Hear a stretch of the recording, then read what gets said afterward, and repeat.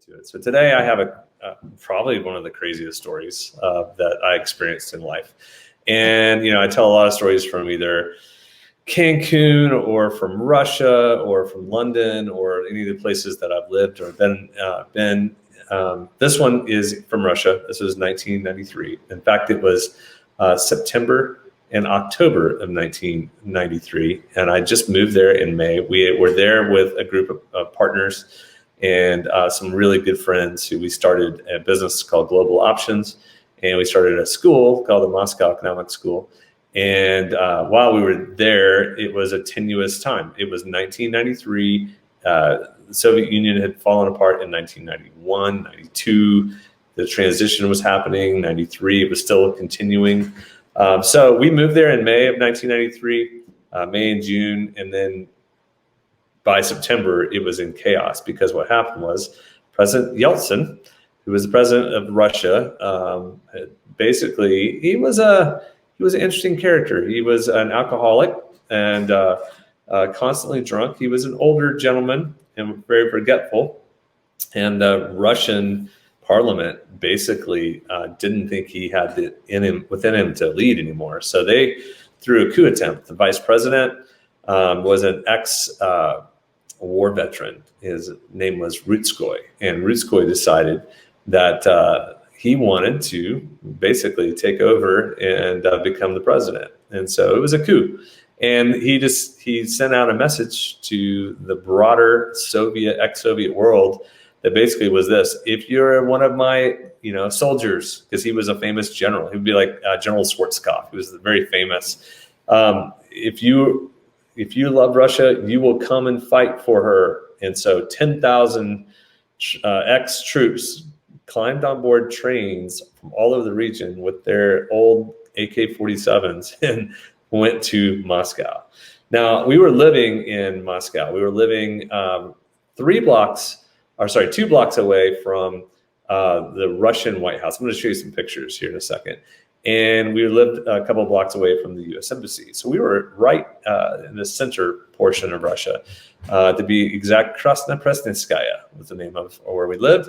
And it was a perfect place right by the zoo. It was really, really convenient. But we were right in the middle of Moscow. And so we decided, let's go out and explore and see what's going on, because it got crazy. Well, it got real crazy because Rutskoy and some of the militia and some of the parliament locked themselves in the Capitol building. So let me just show you an example of what that Capitol building looked like. I will go here to screen and just open it up and say, this is the Russian White House. Here's a picture right here. That is what the Russian White House was, which was their Capitol building. So that's just an example to let you know of basically what it was and what it looked like. We lived behind it, and it was a very narrow building. So for about 3 days, we were on lockdown in our area. We were in the red zone, and we couldn't get anywhere without our passport. And but they really were grilling us. So, are you sure you live here? And so it was hard to get in and back to work. So we decided, Robert Morris, Glenn Schweitzer, and myself, we decided, let's go take a look. Let's go take pictures. Let's go find out what's really going on. We'll take a scouting trip. So we walk around to the White House, and there's barbed wire everywhere. There's troops everywhere. And you can see guns pointing out of the White House and the troops pointing towards the White House. And no one knew if the military was going to flip and go with the coup, or they're going to stay with President Yeltsin. It was very, very tenuous. And in fact, we had talked to Robert Morris had talked to the U.S. Embassy, and they had basically told him, look, we may have to get you out. We may have to caravan and get you out and fly back. We'd only been there a couple of months, right? So anyway, we start to take pictures, and everyone started running, and they started running the opposite direction of where we needed to go. They were running across the river, and we needed to go back to our house. And long story short, we just started going towards where everyone was running from. And when we got to the corner, we realized why they were doing that. And they were basically running from those 10,000 rebels who had all brought their clubs and their guns, and they were coming from October Square, which is where the Bolshevik Revolution happened, and they were coming down the Ring Road. And when they got to the corner to head towards the Russian White House, that's when we met. Let me show you a picture of what that looked like. Oftentimes it's easier to show pictures. So it basically looked like this. The clash of people that came, you had the riot patrol and you had different riders. That's probably a more civil one. This is what we experienced.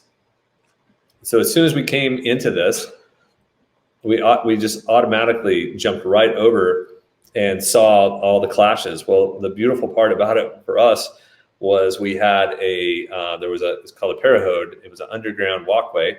So we went right underground as soon as the mass started going to the White House. And what they were trying to do is they were trying to basically take over the White House and basically overwhelm the military to get the military to flip. Well, it was at that point in time when we were running towards the U.S. Embassy, and this 18-year-old Soviet or Russian military guy, he was like, stop, what are you doing? Who are you? And we're like, hey, we're Americanians, we're Americans. Let us go. We're trying to get to the embassy. So he waved us on, and then that's when we could hear the glass starting to break, and the snipers started to come out, and the sniper fire started to hit everywhere, and it was crazy. It was chaos. You could hear it. I'll tell you the aftermath in a minute. It's unbelievable. But we made it to the U.S. Embassy, and we knew all of the Marine Guard. We played darts with them in the Marine bar in the U.S. Embassy, or in the bar they had a dartboard. So we knew him, and it was Mike. And this big Marine was sitting there, and Mike with a 50 cal, which is a big gun, in the entrance of the U.S. Embassy. And we're like, Mike, let us in. And my name was Koob. That's my nickname. K-U-B. So I've been called that my whole life. So he's like, Koob, go home, man. Go home. What are you doing? We're like, let us in, Mike. Let us in. And he's like, no, we're in lockdown. Sandbags were everywhere. He's got the 50 cal. He's like, go home. So we made it all the way back to our house. We had our team of teachers. We had our other business partners. And we're all in this 3-story flat. We had 2 stories. But we also had teachers, and one of the assistant principal, her name was Olga, and Olga, we show up, and Olga's got a bodyguard that she brought over to protect the teachers, protect us, and she's packing guns and pistols, and we're like, oh my goodness, were you KGB? And so it was just an interesting time. So we made it back, and we started telling everything that we heard.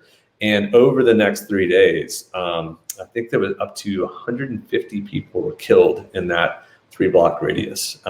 In that it was probably 5 to 6 block radius total. But in that area of the Russian White House to the U.S. Embassy, Marine was shot. It was chaos. And so the Russian government decided the best way to get their people out and to arrest them was to smoke them out. Okay, this was the strategy. They had multiple strategies. They could go in, but they decided we're going to actually bomb or fire into our own building, and we're going to smoke them out. We'll start at the top, and the smoke will come down, and then eventually we'll flood them all out, and we'll win, and the coup will be over. It actually worked. That's what they did. The problem is that building was very narrow. And when a shell would come in, it would come out the other window, and it hit one of the buildings next to us. We were on the other side of it. So the shells were coming through, and it was crazy. So we had CNN, and we could feel it and then see it on CNN.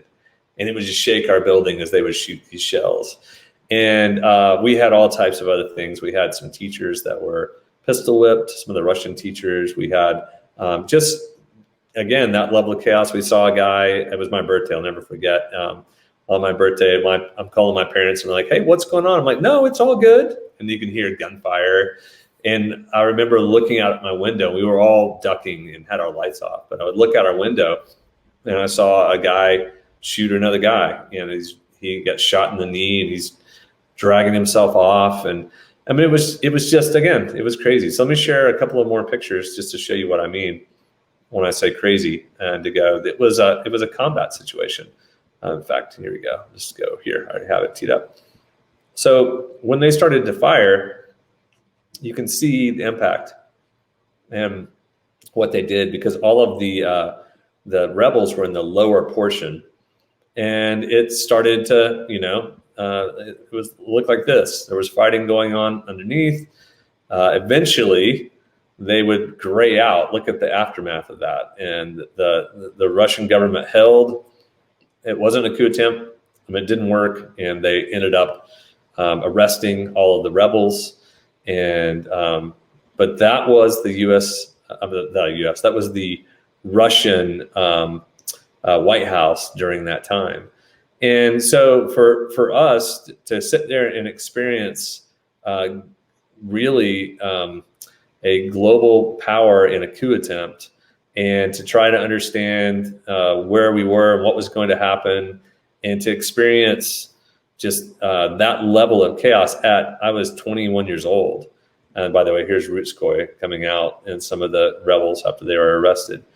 But to experience it and not really know what to do and how to handle it was a major part of my life. It shaped who I was. It shaped what I was about. It grew us up very quickly. I'll never forget that moment of when you're in a combat zone, you find out how you're going to react very quickly. And our team was amazing. In fact, the U.S. Embassy called us and started asking us for help and asking us what we could see. And it was just an interesting time. So, you think about, here's the leadership lesson. When you think about comfort, a lot of us are in comfort, and all of a sudden we go from comfort to combat. And you're in combat, or you're in turmoil. How do you handle the turmoil? In our case, we were just fine. And then we were all of a sudden in the middle of a war zone and in a combat zone. So it was forced upon us. We didn't choose it. So when you're forced to basically react, and how you react is based on who you are as a person. So in our case, we handle ourselves fairly well. I would give ourselves an A for the way we handle it, and the contingency planning that we worked on. But it also shaped who we were for the rest of our life, to go, oh my goodness, I've been in battle. I wasn't holding a gun. I wasn't shooting at anyone, but I was being shot around, if you will. And we experienced it to such a degree that it really, it kind of brought us to the point of okay, well, we experienced that. What else is going to happen? Afterwards, I'll never forget, the governor of the government was so ashamed of what had happened that they had already turned the TV stations off. There was no TV, so no one was getting anything. And I'll never forget calling my friend Gary Parsons, who lived on the other side of the city. And I'm like, Gary, are you hearing this? Is it crazy there too? And he's like, what are you talking about? I'm like, we've got, and I'm screaming, yelling. He's like, oh, come on, give me a break. No way. Because it wasn't shared with anyone. They controlled it, the narrative. So on the other side of the city, people are going about their business, or they're shopping, they're doing their thing. And we're hunkered down, getting shelled by these tanks. So what they did, the government basically took the next 3 days, and they spent 3 days cleaning that entire area. And they brought thousands of workers, and they were all wearing white. I will never forget that. And they all had their suits on, and they were cleaning up debris and windows, and as if nothing had happened. And our friends came a week later, well, show us. And you could see the Russian White House burned, but that was about it. And they're like, oh, that wasn't that bad, was it? And we're like, are you kidding me?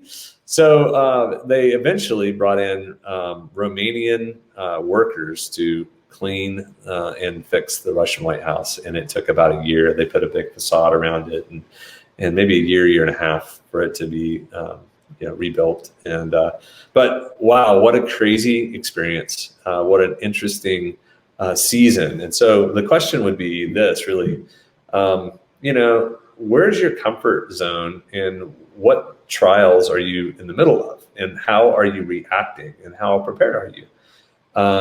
Sometimes you can initiate chaos, and you can initiate combat, or you can initiate because you're trying to create change. Oftentimes it comes to us, like in the case of us. So how ready are you? And the answer to that was really to look back at the pandemic in February and early March. How ready were you for a global pandemic that shut down restaurants, shut down work, shut down schools? How ready were you? How were you prepared for it? And how did you react? It's like a combat year. I mean, yeah, no one was shooting at each other per se. There was some of that in the news, but for most of us, it was about radical consuming change. It was a dramatic change that may have changed us for the rest of our lives. The way that we work remotely, the way we use video, the way we communicate, the way we have dinner, the way we see people, the way all of those things were affected. So the question was, how ready were you? And yeah, no one was probably going, I'm ready for a global pandemic, right? But the point is that when combat happens, it's like who you really are comes out. When you're thrust in the midst of those things, we get to see who you really were. So what can you learn from that for the next thing?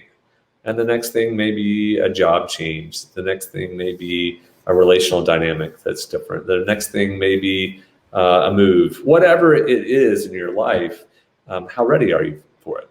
And for me, it was just another good reminder of preparedness, of basically being ready to lead in any situation. And just thankful that we got out alive. And we went on to have 2 good years in Moscow. And we actually got a t-shirt someone made. I survived the 1993 coup attempt. I should have worn it. I have it somewhere, but I should have worn that. But anyway, that's my 1993 Russian coup attempt story. I hope you enjoyed it. And I hope that you take from these and they become something that maybe inspires you a bit. Tracy, questions, thoughts, comments? Oh, I'd love to know, like, if you could scale it, that experience, how has that impacted your leadership personally? Like, how much is your Russian experience when you were over in Russia? How much does that kind of go through your brain, or you refer to it? Because I don't see any bitterness in you. I don't see you complaining about that experience. No. Everything you talk about seems very positive. That was adventure. I mean, so what it was for me personally as a 21-year-old, I grew 4 or 5 years in those 2 years. I mean, I literally expanded. I got to see the world. I got to change my, I grew up with James Bond and John Wayne. And so it was like, that was the evil empire. And when I got there, I found out that people were amazing and they loved us and I loved them. People were people. The governments didn't like each other. And the governments had issues, and communism is not a good business model. And communism, that's what I learned. So I learned, and I've told you this, the support challenge matrix most of it came from my experience of watching domination. So when you repress people and dominate people to get them to do what you want them to do, you're going to have drama and you're going to have abdication. And I watched that over and over again. So that was my learning. My learning was, for me, there was almost a philosophic leadership lessons that I learned about liberation and domination and empowerment and capitalism in good form, and I saw capitalism in bad form. I saw mostly communism in the bad form and the aftermath of 70 years of communism.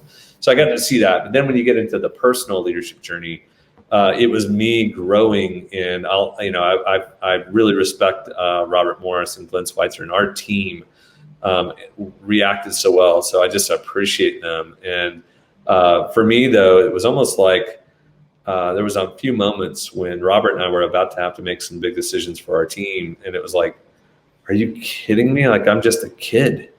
And yet at the same time, it was like, just act like you belong. Just step into that moment to do what needed to be done. So, there's a lot there. it is, for the most part, it's the like adventure journeys. When I relive them with a smile. I obviously came out okay. We weren't shot by one of the snipers. We weren't pistol whipped.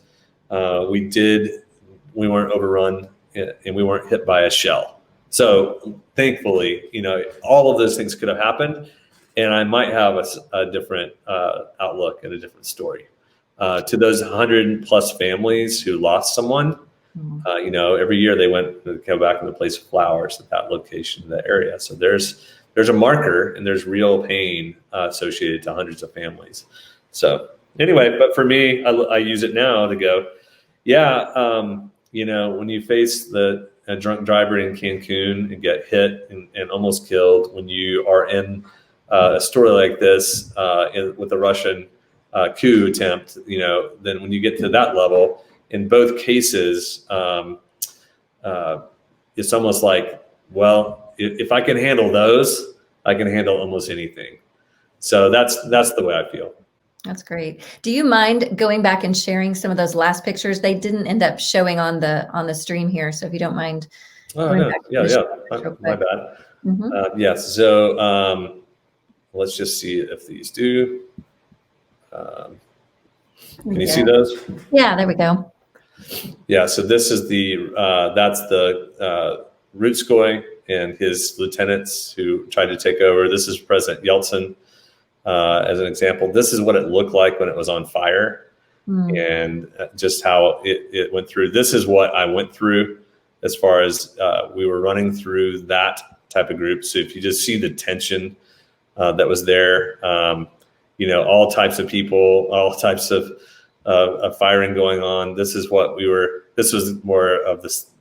This is when the chaos came through, and so it was that type of a war zone. And I wish I had taken more pictures. Back then it was harder to take pictures than there was no iPhone.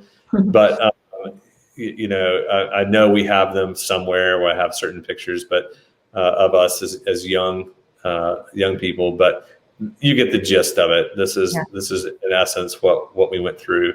And then the end picture, I think I was showing, this is what it looked like at the very end, the aftermath.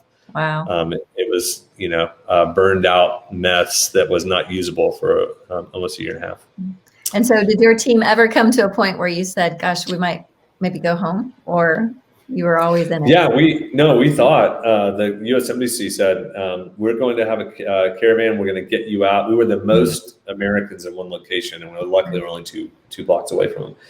And basically we started to look around like, well, what am I going to keep? I didn't have much because we just got there. What are we going to take? What are we going to keep? Put them in backpacks, leave the rest. And we thought, well, we may be coming home. And that was a short journey. And we had just started the Moscow Economics School that day. And it was the first day of school. And so we had all these kids coming to school, and it was the first of it. And, we had a teacher who was pistol whipped, like I mentioned, and almost Zhenya was her name. And she almost, I don't know if she lost her life, but she definitely got beat up. And, it was just real. It became a very, very real thing at that moment. So, wow. Well, once again, thank you. I love your stories, so keep them coming. Thanks, everybody, for joining us today, and we will see you next time. Thanks, Jeremie. Cheers. Bye-bye.